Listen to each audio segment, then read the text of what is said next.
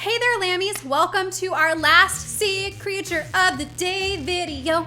We're gonna learn about a sea creature today. Yesterday, we learned all about the lionfish. We learned that lionfish have special spikes that protect them from predators. We also learned that they'll basically eat any fish smaller than it. And finally, we learned that they can lay up to 2,000 eggs. All right, Lammies, I have one more great sea animal for us today. Are you guys ready? Let's get a drum roll.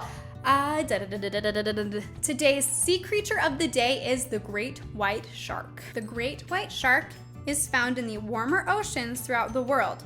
It eats most type of fish and warm-blooded animals and is the most scary of all of the sharks. All right, let's see what there is to learn about the great white shark. The great white shark is a solitary animal, and he only joins with other sharks when there's a lot of fish or a lot of food around. He must constantly be swimming so he can get oxygen in the ways that he needs. So the thing about sharks, like I said before, is they're pretty notorious for not being picky eaters. They'll eat almost anything, and the great white shark is very similar. He will pretty much eat any animal in the ocean that gets too close to him. He normally will eat tuna, marlin, swordfish, as well as sea lion and seals.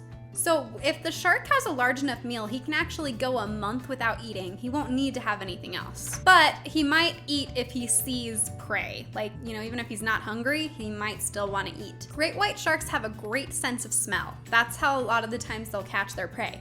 Sometimes if an animal has passed away in the water, they'll swim after it and just eat that. So what are great white sharks like in the wild? Some scientists believe that when sharks will reach a certain size, they'll actually go down to the bottom of the ocean and just hang out there. They won't want to come to the surface anymore. A shark is a dangerous animal. You never want to be around it. But I have heard they're extremely curious animals as well. Sometimes, if they see something floating in the ocean, they might nibble at it to see what it is, not just eat it.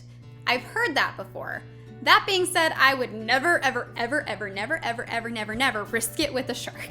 I've felt different kinds of sharks before, and I've heard that great whites feel the same way, but they have almost sandpapery kind of skin. It's kind of rougher to touch. It's not soft. They look like they would be soft, but when you actually pet them, it's a little bit more kind of bumpy and rigidy than you would think. So let's talk about humans and the great white shark. So great white sharks are very dangerous in the ocean, and that's why there are certain areas where we really shouldn't be swimming if there has been a shark sighting. They can confuse us for other animals, and it's not good. So great white sharks and humans don't get along very well. If you're ever, out vacationing where there's an ocean and you hear of a shark sighting, it's best to just not go in the water. Now, sharks I don't think are necessarily being mean, but they might think you're another kind of animal. So that's why it's best to just stay clear of great white sharks. Also, it's actually not good at all to eat a shark either. So really, we don't have a whole lot of reason to have anything to do with sharks. Great white sharks are a good animal to just let them be in the ocean. It's also practically impossible to keep a great white shark in captivity. They do not do well. It's not good for them. It's not safe for the people. It just doesn't work out. Because of that, scientists actually don't know a whole lot about the great white shark. They're just better off in the ocean. Hey there, lambs. So unfortunately, my big book of animals didn't really talk about this when it came to the great white shark, but I did some research about great white sharks and their babies. So like the lemon shark, great white shark babies are expected to survive completely on their own. That being said, shark mommies are very careful about where they either lay their eggs, if they lay eggs, or where they have their babies. So in a way, they do care for their babies a lot. It's just not the same as other animals. All right, let's learn some fun facts about our friend, the great white shark. Did you know great white sharks can smell their prey up to miles and miles and miles away? Did you know great white sharks can smell their prey in millions of gallons of water? The great white shark must swim at least 2 miles an hour, so that's probably about as fast as your bike can go, because he has to constantly be moving because it keeps him healthy and safe. Great white sharks cannot be dragged backwards because they can't breathe in the water if they're pulled backwards. How interesting.